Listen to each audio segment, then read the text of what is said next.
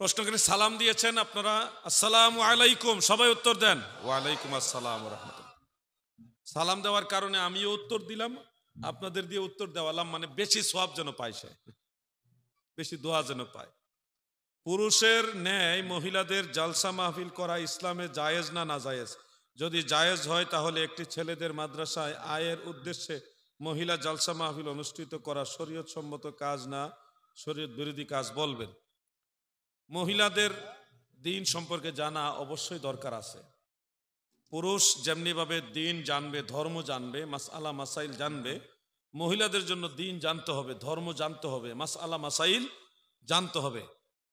আপনি যদি বলেন মসজিদে ওয়াজ হচ্ছে, মাহফিলে ওয়াজ হচ্ছে, সেখানে মহিলারা শুনলেই তো যথেষ্ট না ভাই।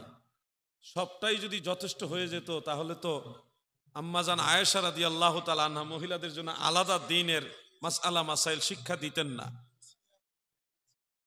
আচ্ছা, এই জন্যে মা বোনদের, আমাদের বাংলাদেশের সিস্টেম আছে, মাদ্রাসার মধ্যে মহিলাদের আলাদা ক্লাসের ব্যবস্থা আছে। এখানে থাকলে মহিলারা মাদ্রাসার মাধ্যমেই ধর্ম শিখে নেবেন পর্দার সাথে, শরীয়তের আইন মেনে। এরপরে যদি মহল্লার মহিলারা ইচ্ছা করে যে আমি, সব মহিলা তো আর মাদ্রাসায় পড়ে না, অনেক বয়স্ক বা মধ্যবয়সী মহিলা আছে যারা এখনো সূরা কারাত মাসালা মাসাইল ঠিক মতো জানে না, তাদেরকে যদি সুন্নি আকীদা ভিত্তিক একটা ছোট্ট মহিলা মক্তব তৈরি করে সেখানে যদি কিছুক্ষণ বসে কিছু মাসালা মাসাইল শিক্ষা দেয়, এটা সাহাবাই কেরামের সুন্নাহ, আম্মাজান আয়েশার সুন্নত, এটা শিক্ষা দিবেন। যারা জানেন, যে জানে ইনি, যারা জানে না তাদেরকে শিক্ষা দিবে, এটা অবশ্যই উদ্বুদ্ধ করা যায়। ধর্ম মহিলাদের মধ্যে চর্চা হলে ভালো। মা যদি ধার্মিক হয় সন্তান ধার্মিক হয়ে যাবে, আর স্ত্রী যদি ধার্মিক হয় স্বামী অটোমেটিক নামাজে যায়। আপনার স্ত্রী তো নামাজ পড়ে না, আপনাকে মসজিদে পাঠাবে কে? এই জন্য মহিলাদের ধর্ম চর্চা অবশ্য দরকার আছে।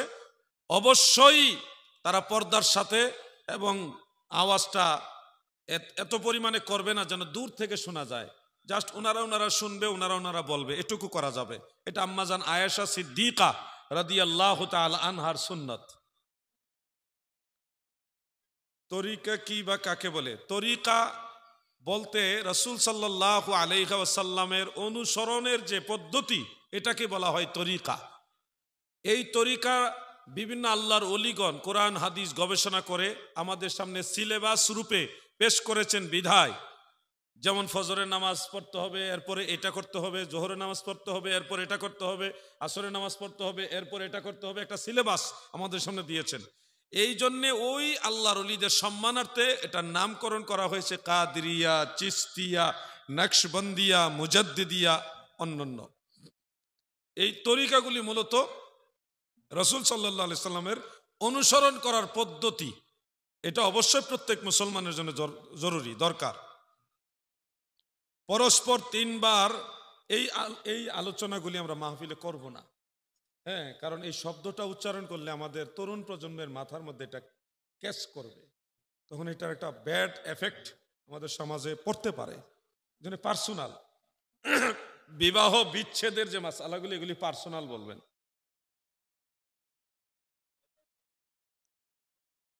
আমি বলরামপুর গ্রামবাসীর তরফ থেকে বলছি, সালাম দিয়েছেন, আসসালামু আলাইকুম রাহমাতুল্লাহি ওয়া বারাকাতুহু, সবাই উত্তর দেন ওয়ালাইকুম আসসালাম ওয়া রাহমাতুল্লাহ। এটা কি লেখলো এই প্রথম শব্দটা? ও, স্বপ্ন কারা আসল সুন্নি? না, স্বপ্ন না, এটা সত্য মনে হয়। সত্য কারা আসল সুন্নি এবং আমাদের গ্রামের দুরুদ ও কিয়াম নিয়ে বিতর্ক চলছে, আশা করি ফায়সালা দিবেন। এই বিতর্ক শুধু আপনাদের গ্রামে না, সারা পৃথিবীতেই যেখানে মিলাদ কিয়াম আছে ওখানে এটার এন্ট্রি গ্রুপ আরেকটা আছে, এটা থাকবেই। এর মাঝে আপনাকে আল্লাহ রসুলের তাজিম তাকরিমের বিষয়টা চালিয়ে যেতে হবে। আপনি নবীজিকে দুরূদ শরীফ পড়ছেন, কেউ অপছন্দ করলে এটা তার ব্যাপার, আপনার কাজ আপনি চালিয়ে যান, কারণ আল্লাহর আদেশ সাল্লু আলাইহি ওয়া সাল্লিমু তাসলিমা। ইমানদার বান্দা বান্দিরা রে, তোমরা আমার নবীর উপরে দুরূদ পড়ো এবং সম্মানার্থে তাজিমার্থে তোমরা সালামও দাও। সুবহানাল্লাহ বলেন। আল্লাহর আদেশ অনুযায়ী নবীর দুরূদ পড়তেছেন এবং নবীজিকে দাঁড়ায় সালাম দিচ্ছেন। এই দাঁড়ায় সালাম দেওয়ার সিস্টেমটা সাহাবাই কেরাম থেকে আসছে। আলহামদুলিল্লাহ বলেন। তাফসীরে তাবারি শরীফের মধ্যে সূরা আহজাবের 156 নম্বর আয়াতের তাফসীর, না শুধু 56 নম্বর আয়াতের তাফসীরে স্পষ্ট উল্লেখ রয়েছে যে যখন এই আয়াত নাজিল হলো, সল্লু আলাইহি ওয়াসাল্লিমু তাসলিমা, এই আয়াত যখন নাজিল হলো, হযরতে কাব ইবনে উজরা রাদিয়াল্লাহু আনহু তিনি বলেন, ফাকুমতু ইলাইহি ওয়া কুলতু আসসালামু আলাইকা আইয়ুহান নাবিয়্যু ওয়া রাহমাতুল্লাহি ওয়া বারাকাতুহু। অর্থাৎ আল্লাহর আদেশ সল্লু আলাইহি ওয়া সাল্লিমু তাসলিমা। তাসলিমা এটা মাফউলে মুতলাক, তাকিদের জন্য এসেছে, গুরুত্ব দিয়ে আল্লাহ বলতেছে তাজিমের সাথে আমার নবীকে সালাম দাও। নবীজিকে তাজিম করে কিভাবে সালাম দিতে হবে এটা শিক্ষা দিলেন নবীর সাহাবী কাব ইবনে উজরা। তিনি বলেন, ফাকুমতু, আমি কিয়াম করলাম, দাঁড়ায় গেলাম, আল্লাহ রসুলের প্রতি দাঁড়ায়া দাঁড়ায়া আমার নবীজিকে সালাম দিলাম। সুবহানাল্লাহ বলেন। এই জন্যে নবীজির প্রতি সম্মান প্রদর্শন করার অর্থে দাঁড়িয়ে নবীজিকে সালাম দেওয়া এটা সুন্নতে সাহাবা। এটা কি সুন্নতে সাহাবা। আপনি যদি দেখেন কেউ বলতেছে দাঁড়ায় নবীজিকে সালাম দেওয়া যাবে না, তাকে বলবেন কোন কিতাবে আছে, কোন হাদিস আছে, দলিল দেন। কিতাবুল আন্দাজ দিলে কইবেন ভাই আমি আপনার দলে নাই। কথা বুঝতে পারছেন? ইসলাম কিতাবুল আন্দাজ দিয়ে চলে না, কোরআন হাদিস দিয়ে চলে। আচ্ছা, এরপর আরেকটা দেন। এটা লেখাগুলি বেশি শিক্ষিত মানুষের লেখা তো, এটা পড়তে কষ্ট হয়। মাদ্রাসা ছাত্রদের প্রতি হিংসা এবং গালাগালি করা কেমন? নিঃসন্দেহে এটা নিন্দনীয় এবং গুনার কাজও বটে। ফজরের 2 রাকাত সুন্নতে মুআক্কাদা নামাজকে কেউ যদি ওয়াজিব বলে তাহলে কি সেটি সঠিক হবে? হ্যাঁ, এই প্রশ্নটা নিলাম। ফজরের 2 রাকাত সুন্নতকে ওয়াজিব বলার ব্যাপারে হানাফি মাযহাবের আইম্মায়ে কেরাম বলেননি, এটা সুন্নতে মুআক্কাদা বলেছেন। তবে অন্যান্য সুন্নতে মুআক্কাদার চেয়ে ওইটার গুরুত্ব বেশি। আমার নবীজি বলেছে 2 রাকাত সুন্নত, ফজরের 2 রাকাত সুন্নতের মর্যাদা খাইরুম মিনাদ দুনিয়া, খাইরুম মিনাদ দুনিয়া ওমা ফিহা। এই দুনিয়া এবং দুনিয়াতে যা আছে সব কিছুর চেয়েও শ্রেষ্ঠ হলো ফজরের 2 রাকাত সুন্নত। সুবহানাল্লাহ। এই জন্য আমরা এক লাইন বেশি বুঝার দরকার নাই। সুন্নতে মুআক্কাদা এবং অতীব গুরুত্বপূর্ণ একটা সুন্নত হলো ফজরের সুন্নত। আচ্ছা, রাফা ইয়াদাইন মানে রাফউল ইয়াদাইন ফিস সালাহ মাররাতান মাররাতান, বারবার নামাজের মধ্যে হাত উঁচা করার ব্যাপারে আমার এই ভাইও বললেন, উনিও বললেন, আমি এটা একটু নিচ্ছি।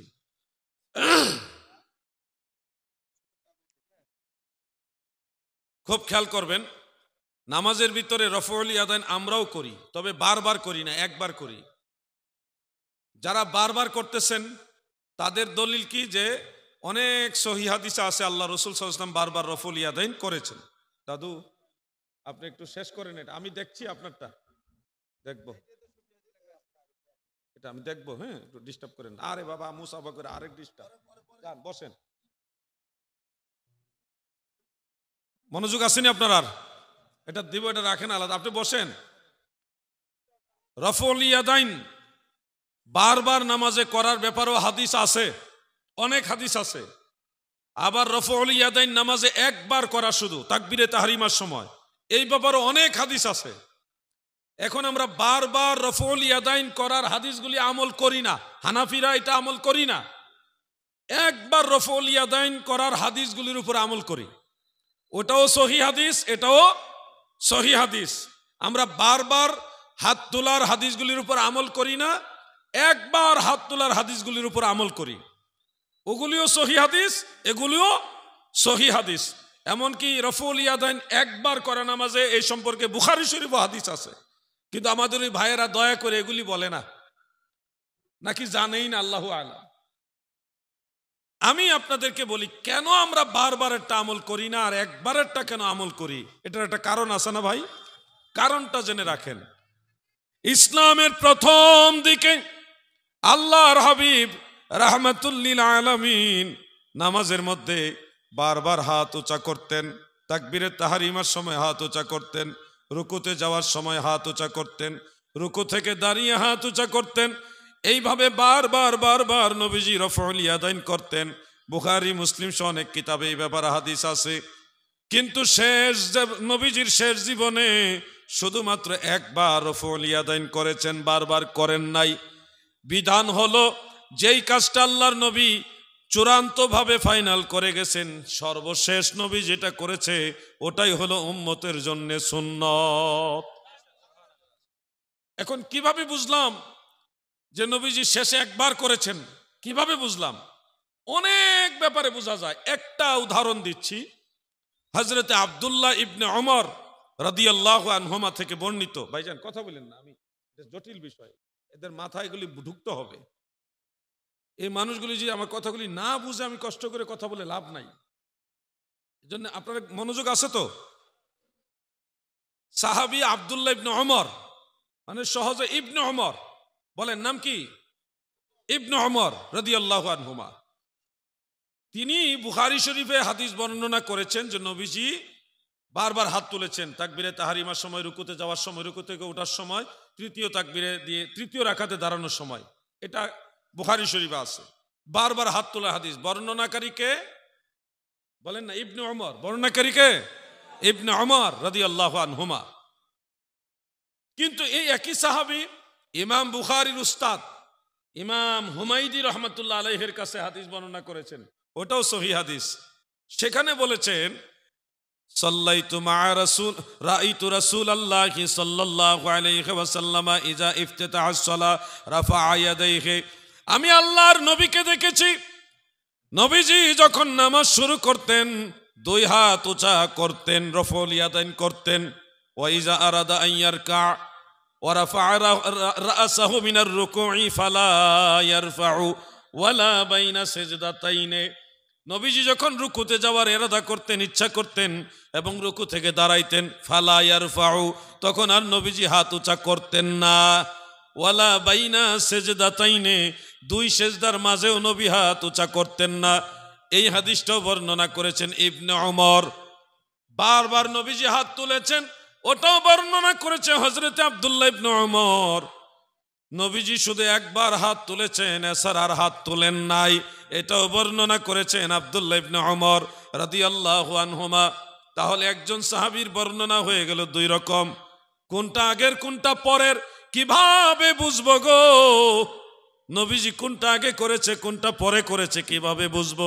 এটা বোঝার জন্যে আব্দুল্লাহ ইবনে ওমর নবীজির পর্দা নেওয়ার পরে, ইন্তেকাল শরীফের পরে তিনি যখন একা একা নামাজ পড়েছেন, তিনি কিভাবে নামাজ পড়েছেন ওটার দিকে নজর করেন, তাইলে পেয়ে যাবেন লাস্ট আমল কোনটা, ফাইনাল আমল কোনটা। ওটা খুঁজতে গিয়ে দেখলাম মুসান্নাফ ইবনে আবি শাইবার মধ্যে, শারহ মাআনিল আসারের মধ্যে, সহিহ সনদের মধ্যে উল্লেখ রয়েছে হযরতে মুজাহিদ রাহমাতুল্লাহ আলাইহি তিনি বলেন সাল্লাইতু খালফা ইবনে ওমর রাদিয়াল্লাহু আনহুমা, আমি আব্দুল্লাহ ইবনে ওমরের পিছনে নামাজ পড়েছি। তিনি বলেন ফালাম ইয়ারফা ইয়াদাইহি ইল্লা মাররাতান ওয়াহিদা, তিনি শুধুমাত্র একবার ব্যতীত আর কখনো হাত উঁচা করতেন না। সুবহানাল্লাহ। তাহলে আব্দুল্লাহ ইবনে ওমর বলেছেন নবীজি বারবার হাত তুলেছেন, আব্দুল্লাহ ইবনে ওমর বলেছেন নবীজি একবার হাত তুলেছেন, আর আব্দুল্লাহ ইবনে ওমর নিজে ব্যক্তিগতভাবে নামাজ পড়েছেন একবার হাত তুলে। তাহলে বোঝা যাচ্ছে কি বারবার হাত তোলার আমলটা ছিল নবীজির আগের আমল, আর একবার হাত তোলার আমলটা হলো নবীজির লাস্ট আমল। যার কারণে আব্দুল্লাহ ইবনে ওমর তিনি নিজে ব্যক্তিগতভাবে একবার হাত উঁচা করতেন তাকবীরে তাহরিমার সময়। তাহলে নবী করিম সাল্লাল্লাহু আলাইহি সাল্লাম লাস্ট যেটা করেছেন ওটাই হলো উম্মতের জন্য সুন্নত। আরো বহু উদাহরণ আছে, আমি জাস্ট একটা বললাম, সময়েরও তো ব্যাপার আছে, এটুকু বললাম। এরপরে দেন আসসালামু আলাইকুম, সবাই উত্তর দেন।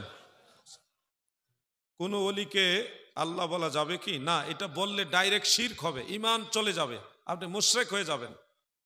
ওলিকে ওলিউল্লাহ বলবেন বা ওলি আল্লাহ বলবেন, আল্লাহর ওলি বলবেন।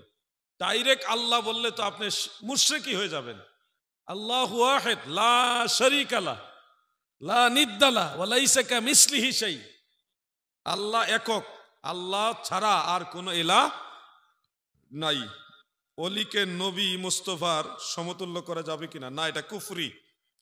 নবীজির সমান যদি উম্মতের কেউ দাবি করে এটা কুফরি হবে এবং তার ঈমান চলে যাবে, স্বামী স্ত্রীর সম্পর্ক বিচ্ছেদ হয়ে যাবে। এটা কুফরি। নবীর সমান দাবি করা হলো কুফরি। বলেন, নবীর সমান দাবি করা কি? কুফরি। পীরের ছবি ঘরে রাখা যাবে কি? ছবি অপ্রয়োজনে তুলাই যাবে না। এরপরে যদি শরীয়তের উজরের কোনো জরুরত থাকে ছবি তোলার ক্ষেত্রে তুলতে পারেন, মুবাহ হিসেবে এনআইডি কার্ড, জাতীয় পরিচয়পত্র, বিভিন্ন প্রয়োজনে ছবি তুলতে পারেন। এই ক্ষেত্রে পীর সাহেবের ছবি আপনি যদি কোথাও লুকাইয়া রেখে দেন, ঢেকে ঘরে টানানো যাবে না, রেখে দিলেন, সেটা আপনার নিজ দায়িত্বে রাখতে পারেন, কিন্তু ইসলামী শরীয়তে ছবি অ্যালাউ করে না।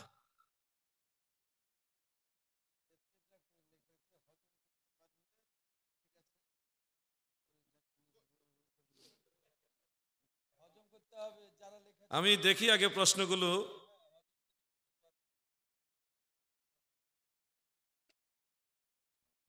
একটা প্রশ্ন হলো, প্রথম প্রশ্নটা নেওয়া যায়, কারণ অনেক মহিলারা আছে তো। অপারেশনের মাধ্যমে বাচ্চা বন্ধ করা কেমন?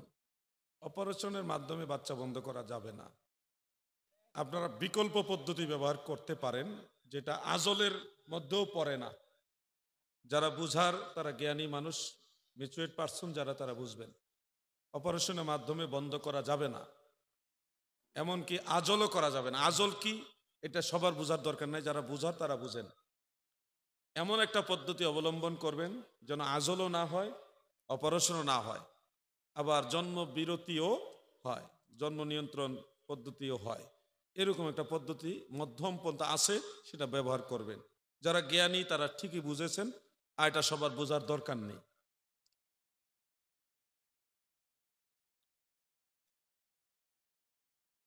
রসুলে পাক সাল্লাল্লাহু আলাইহি ওয়াসাল্লামকে কেউ যদি মাটির তৈরি বলে, তাহলে ওই ব্যক্তি মুসলিম থাকবে? এটা বলার পিছনে তার যদি জেহালত থাকে, অজ্ঞতা থাকে, জানে না, অজ্ঞতার কারণে বলতেছে, মূলত নবী পাকের প্রতি ইনকারের জন্য বলছে না, তাহলে সে কাফের হবে না। যদি নবীজির প্রতি ইনকার করে, ইনকার মানে তুচ্ছ তাচ্ছিল্য মনোভাব নিয়ে বলে, তাহলে তার ঈমান চলে যাবে। ওয়াকফুরু ইজা শাক্কা ফি সিদিকিন নবিয়্যি সাল্লাল্লাহু আলাইহি ওয়াসাল্লাম আও সাব্বাহু আও নাক্কাসাহু আও সাগগারা।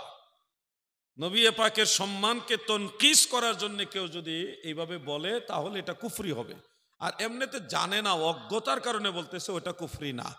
অবস্থা বুঝে ফতোয়া, ডাইরেক্ট ঢালাও ভাবে ফতোয়া না, এটা হাল বুঝে ফতোয়া। ধন্যবাদ। এটা নিয়ে আর লম্বা আলোচনা করছি না, সময় লাগবে। দেন আর আছেন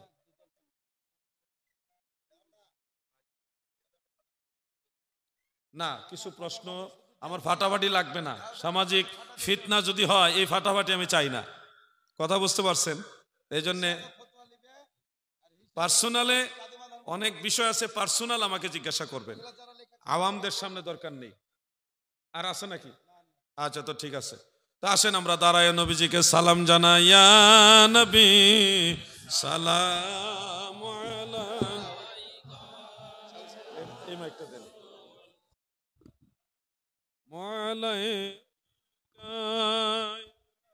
হাবিব সালাম আলাইকা সালাওয়াতুল্লাহ। এ জীবনে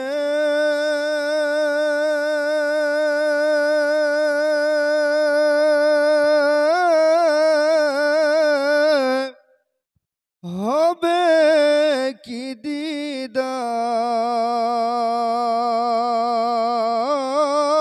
নবীজি ইয়া রাসূলুল্লাহ।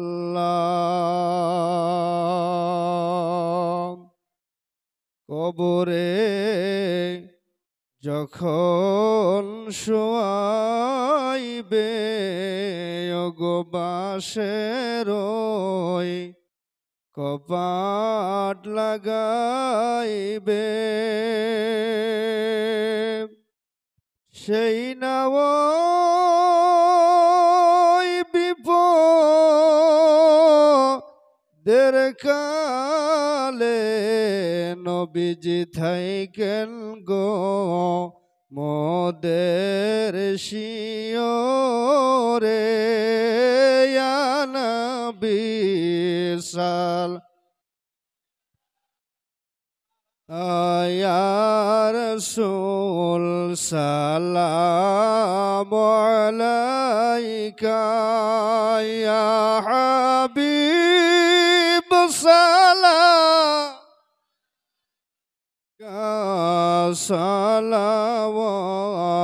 সালাওয়াতুল্লাহ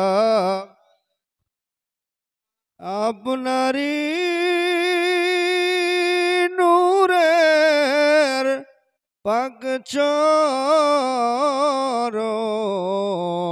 গো চুমতে চায় সদায় আমার মন বেকুল হয়ে থাকি সারাক্ষণ গো দেখা দাও মোদের আপনজন সালাম ইয়া রাসূল সালাম ইয়া হাবিব সালাম আলাইকা সালাওয়াত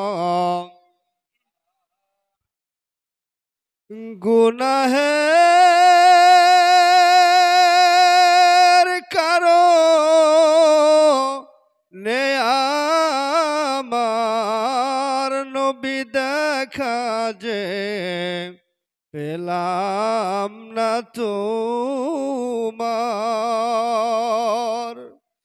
মৌতে থেকো শিওরে শাফায়াত কইর হাসরে ইয়া নবী আলাইকা ইয়া সালামু আলাইকা ইয়া হাবিব সালামু আলাইকা সালাওয়াতুল্লাহ